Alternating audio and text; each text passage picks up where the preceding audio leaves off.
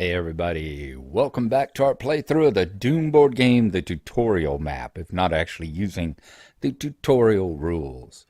When we last left off, the possessed soldiers over here had just had their go.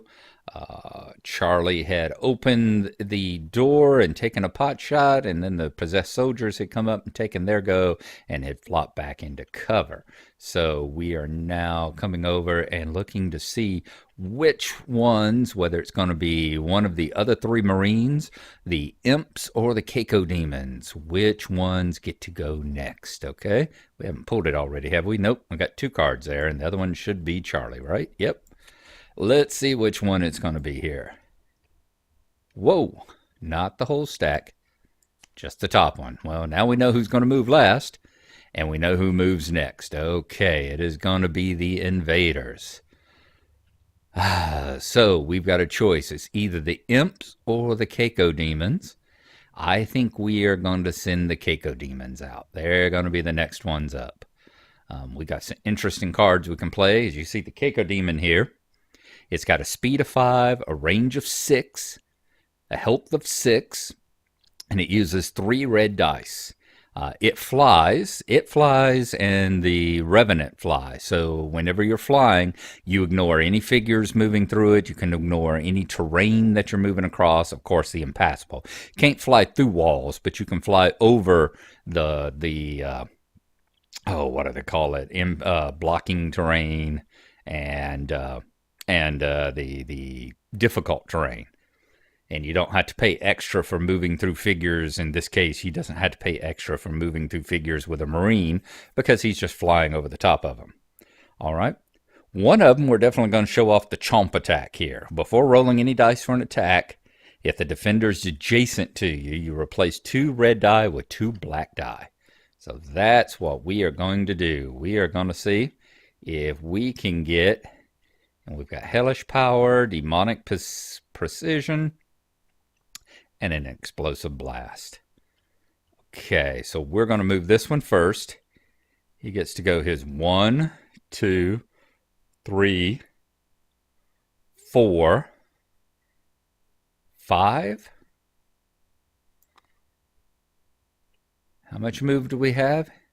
We have 5. So he's got his 5, and we are now adjacent to the figure there. I'm thinking.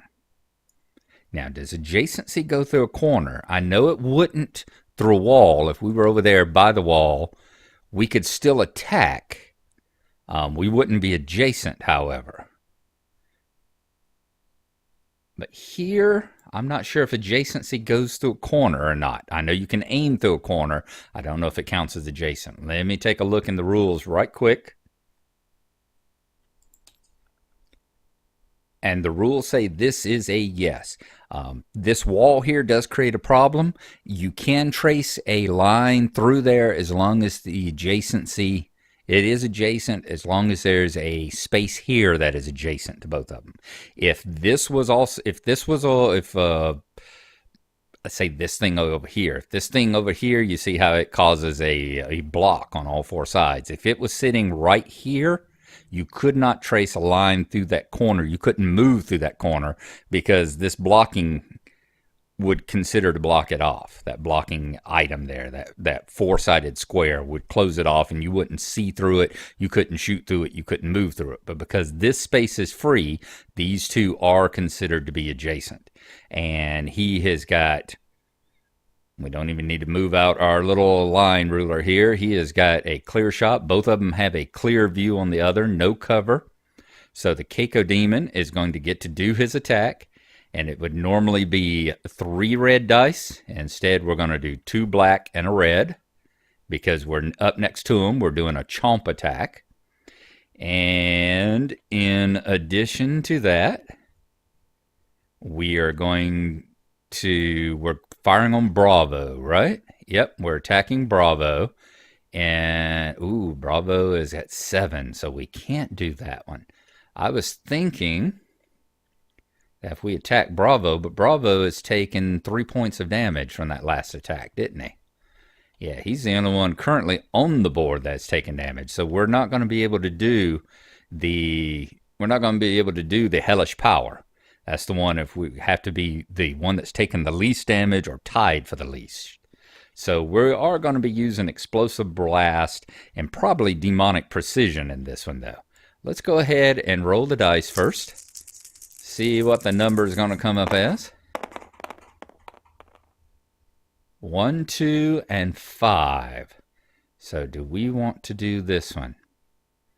That's actually a darn good number. I think we're going to stick with the 5 instead of re-rolling the precision. So he has done 5 points against Bravo in a chomp attack. Now Bravo has to come over here. He's not got any armor or anything this time. Okay, I was coming over to draw for Bravo's defense, but we forgot.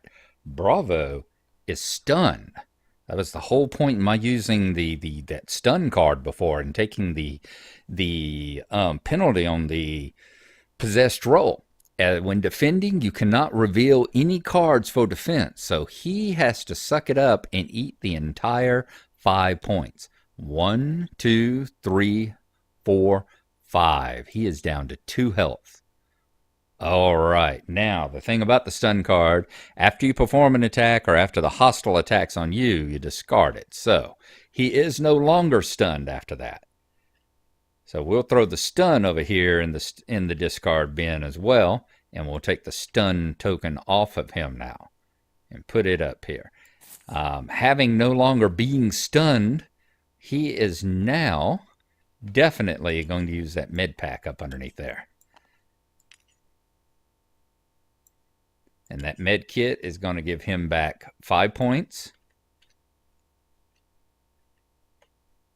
So he will get those 5 and go back up to a 7 again. Poor Bravo's body is just being tossed and turned and cannot figure what the heck. What do you want with me? Okay, so that's that. He has done his attack. I don't think there's any more cards in play here. Yeah, he did the chomp. Nothing up here that we can play. I was hoping to play the explosive blast, but it has to be, you have to be attacking someone that's not adjacent to you. So that doesn't help us. However, we do have another Keiko demon, and he gets to move his 5 now. 1, 2, 3, 4, and I'm going to move him right here. Yep. I'm going to put him right there. Okay. He now has an attack on Charlie, in which he and Bravo are actually able to see each other without any cover because of that corner. They can once again lean out and go from corner to corner. Even if you went from middle to middle, you would be a clean line of sight there. And the proof of that is you take the line here. Let's go from this corner. He can see that corner. He can see that corner because drawing along a wall doesn't block it, just crossing a wall. He can see that corner and he can see that corner. So both of them can see both sides. Okay? So he gets to do his attack now. He's got a range of 6, 1, 2, and 3. It is normally 3 red dice, but this is an instance where we are going to play, I think we're going to play demonic precision at this point. And that's the one that will allow us to re-roll.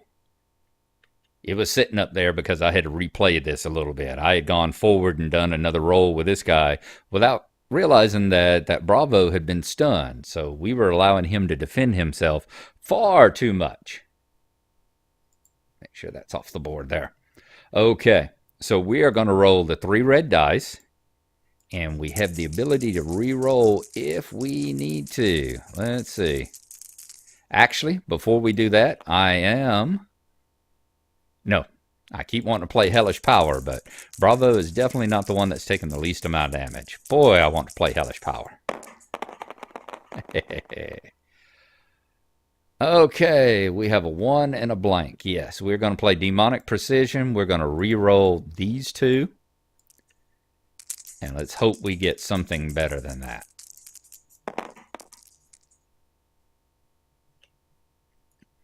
Well, that's a cock die, and either way it rolled, it was going to be a 1.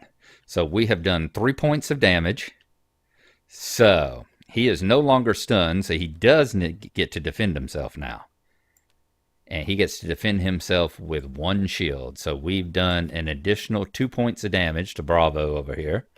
Bravo needs to remember that he has been a greedy little bugger and used up the health kit. So we have no more health kits over there. The only way the Marines can heal themselves now is to either do glory kills or get fragged, one or the other.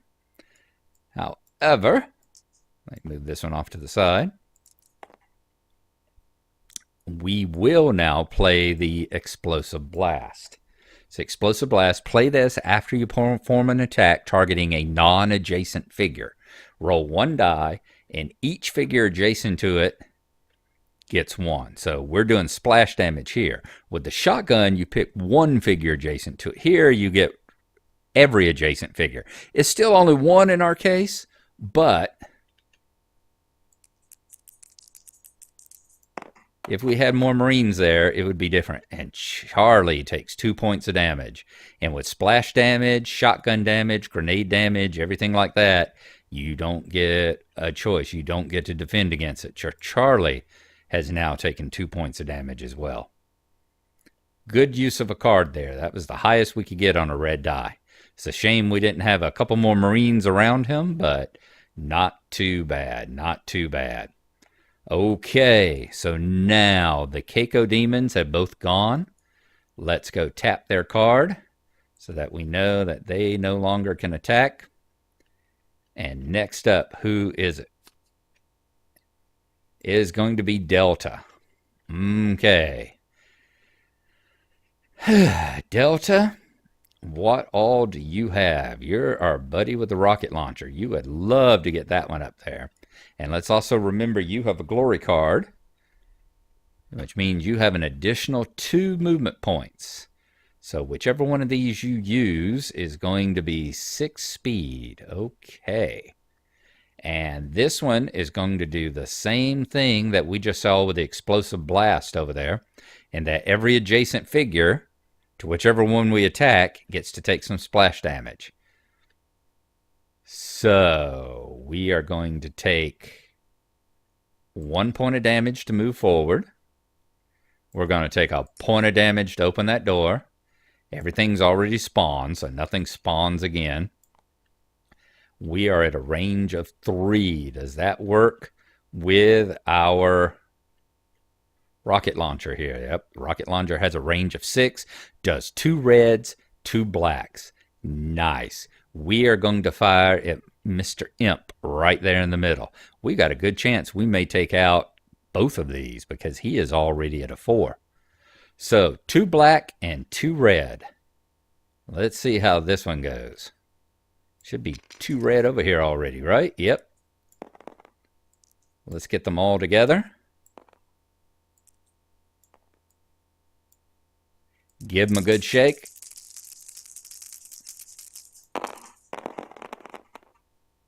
Wow, nice. 3, 5, 7 points. Unless that imp dodges, which I will, this is where this could turn into a legacy game. Because if that imp dodged, I would probably stomp the imp and rip the rocket salvo in half. Turning it into a legacy game at that point. Let's see, what does this imp do? As long as we don't get a special, imp dodges 1 point of damage. So that imp takes 6 points. That imp vaporizes in a puff of imp-colored goo. Right there. Nicely done. And now, rocket burst. Each figure adjacent to the die takes 1 point of damage for everything on a black die. So we're going to roll for the imp first. 3. Now, do we roll 1 die? Suffers roll one black die. Each figure to it suffers one damage. Okay, so we only roll one die. So each one of these is going to take 3 points of damage, and you do not get to cover against splash damage, against explosion damage like that, splash damage. So this imp only has 3 points, and poof, he goes away too. And let me guess, the possessed only had 5, correct? Is that where we are? Yep, possessed had a 5 health. The imp had a 3 health. So both of those imps have disappeared, and that possessed soldier has now gone away. He's gone bye-bye as well. Boom. Let's take that one off. Well done, Delta. That's one of these special weapons like that rocket launcher. That was a hell of a shot there. He's now destroyed 2 imps and 1 possessed. And let's give him credit for that. He gets credit for the kills. I was playing with the bros last night. He now moves into the lead. I was playing with the bros last night. We were playing multiplayer Doom, the real Doom, the video game. And Dwindon kept ending up on top of the leaderboards every single time we'd play. He'd have like twice as many kills as I do. And I think a large part of that was because of this. I mean, you saw that possessed soldier only had 1 point. I was doing a lot of damage. I was really doing a lot of damage to the monsters on the board, the demons on the board. And then Dwindon would come along and put the final shot into him and get the credit for the kill. And that's my story, and I'm sticking to it. Okay, he has now moved to, wow. And we've still got an unload over here. Nope, that's a main. That's a main as well, so we can't do that one. So he has done everything he can do except for finishing movement. He has still got 2 movement points, and he's got 2 movement on the glory kill there. I am thinking if we do 4, 1, 2, 3, and 4. No, that's really going to just put him into a bad position where he can have a whole bunch of stuff shooting at him, can't he? I'm going to move right back around that corner there with 1 point. And that way I can still see in the room, but I'm in good cover. So that will take care of Delta. All right. Next time we get together, we are going to play Alpha's turn. Alpha and Charlie still have to go, and we still have a possessed soldier that has a turn to move. So we will see y'all again whenever we get there, and we will see what is going to happen to our rapidly diminishing ranks of demons here on the board. So thanks for coming along. Hope you enjoyed it, and we'll see you then.